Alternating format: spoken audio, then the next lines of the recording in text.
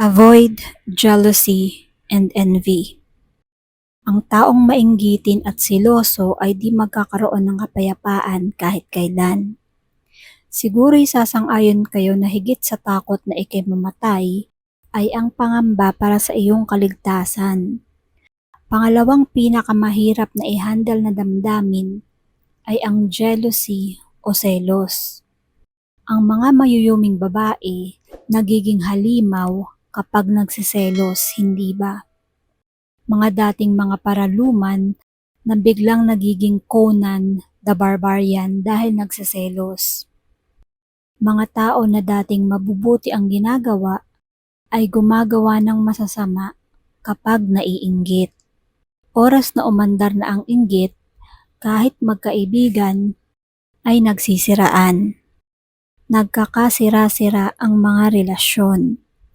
Ang sabi sa Galatians 5 verse 19 hanggang 21, hindi magkakaila ang mga gawa ng laman, pakikiapid, kahalayan at kalaswaan, pagsamba sa Diyos-Diyosan, pangkukulam, pagkapuot, pag-aaway-away, pagseselos, pagkakagalit at kasakiman, pagkakampi-kampi at pagkakabaha-bahagi, pagkainggit, paglalasing, walang habas na pagsasaya at iba pang katulad nito. Muli ko kayong binabalaan. Ang gumagawa ng mga ito ay hindi magkakaroon ng bahagi sa kaharian ng Diyos. Mahirap ang mainggitin. Pag kayo'y mainggitin at seloso, hindi kayo magkakaroon ng kapayapaan. Bakit? Siyempre, naiinggit kasi may bagay na nakakainggit. Nakakainggit dahil siguro ang gusto nyo ay nasa iba. O kaya, mas higit na mayroon ng iba kaysa sa inyo. Pero sa buhay, laging may mas maganda kaysa sa inyo. Laging may taong mas sayo.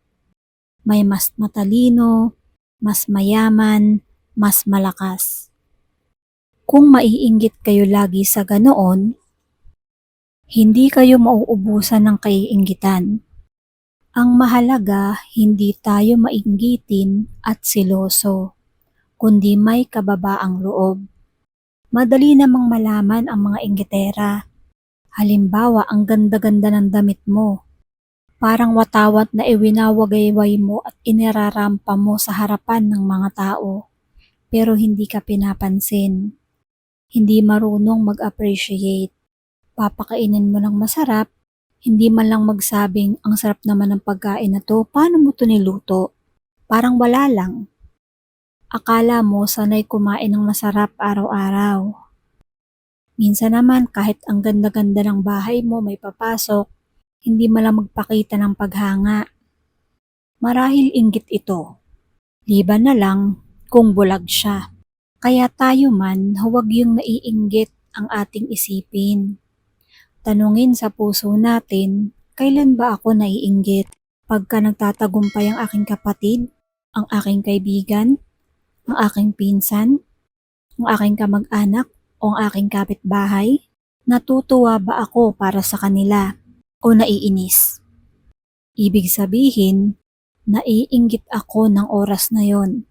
Pinakamalakas yan sa magkakapatid, lalo na sa nagkakaroon ng kanya-kanyang asawa. Kung minsan, tahimik pa nung sila-sila pa lang, nung mga single pa.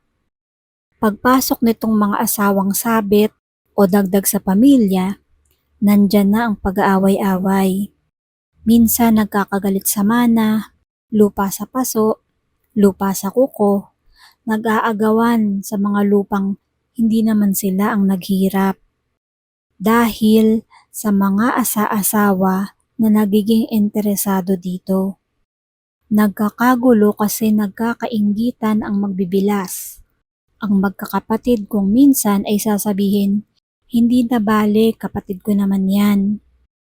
Pero di yun matake ng magbilas kaya't sulsul ng sulsul sa mga asawa. Nagkakagalit-galit tuloy ang mga magkakapatid. Pagka kayo'y mainggitin at seloso, hindi kayo magkakaroon ng kapayapaan. Maging yung selos sa romance. Siyempre, abnormal naman kung nakita nyo ang inyong asawa na nakakalong sa iba ay hindi pa kayo nagseselos. Pero yun ba namang napangiti at nakamayan at selos na kayo, kumukulo na ang dugo nyo at tumutubo na ang inyong mga sungay, wala kayo sa lugar. Alam nyo naman ang seloso, impyernong kasama yan sa buhay. Kadalasan ang mga bagay na walang kakwenta-kwenta ay pinapalaki. May mga asawa na talagang para kang nagpakasal sa dilubyo dahil sobrang seloso o selosa. Eh di ikulong mo na lang ang iyong asawa.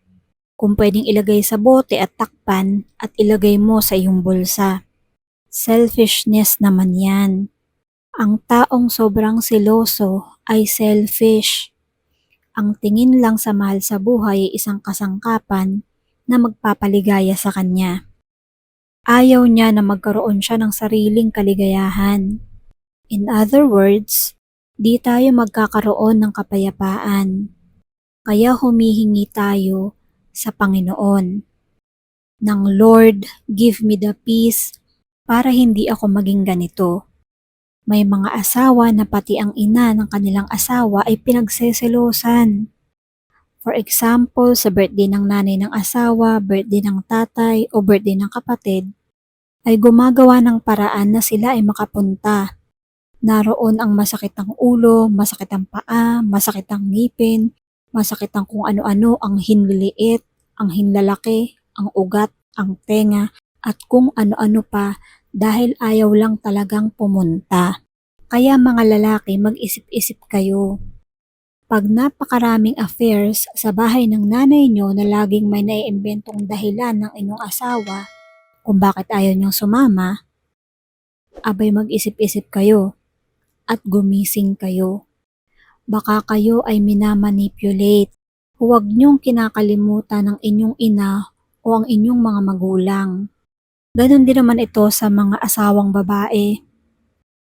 Although ang reyna sa inyong buhay ay ang asawa nyo, may mga magulang kayo na hindi dapat pinapabayaan. May mga asawa na sobrang seloso at matagumpay nilang naihihiwalay ang kanilang asawa sa pamilya nito. Pero sa affairs ng pamilya ng babae, lagi silang nandoon. Lahat ay may dala pang pagkain. Diyan minsan magaling ang mga Filipina sa pagmanipulate. Kaya talagang kailangang gumising ang lahat. Hindi naman palaging ito sa asawang babae lang dahil maaari din naman niyang gawin ng mga asawang lalaki. Dapat ay makahalata na kayo. Utos yan sa Bible to honor our fathers and mothers. Kasama dito ang to honor your mother-in-law and father-in-law. Kaya't ang sobrang inggit at selos ay huwag nating hayaan. Dahil galing yan sa demonyo. Marami ding nanay ang nagsiselo sa manugang na babae. Ang anak naman niya, ang ihihiwalay na pilit doon sa asawa. Malaki drama ba? Maraming nanay up to a point ang matagumpay. Minsan may mga mariringgan pa tayo na problemado siya dahil sa nanay ng kanyang asawa na laging nakikialam sa kanilang buhay, either nanay ni babae o nanay ng lalaki. Itong nanay ang nagpapalakad sa kanilang buhay dahil nagseselos sa kanya. Kaya't mga nanay din, tatandaan na anak nyo siya, di ba? Dapat ang asawa niya ay huwag nyong inilalayo sa kanya. Dahil inggit na naman yan. Kumbaga, pareho mo na silang anak. Hindi mo lang anak ang anak mong babae o ang anak mong lalaki, kundi pareho mo na silang anak. Kung saan may mga naiinggit at nagsiselos, diyan maraming trouble, diyan maraming gulo at away. Kaya imposible na magkaroon ng kapayapaan. Kapag alam nyo naman na napakasiloso o napakasilosa, inggitero o inggitera ang isang tao, lumayo-layo na kayo. Kung kaibigan nyo yan, habang maaga-aga ay umuwas-iwas na kayo dahil hindi yan magandang ugali. Kaya nga itinuturo sa Bible ang hindi pagseselos. God bless us all.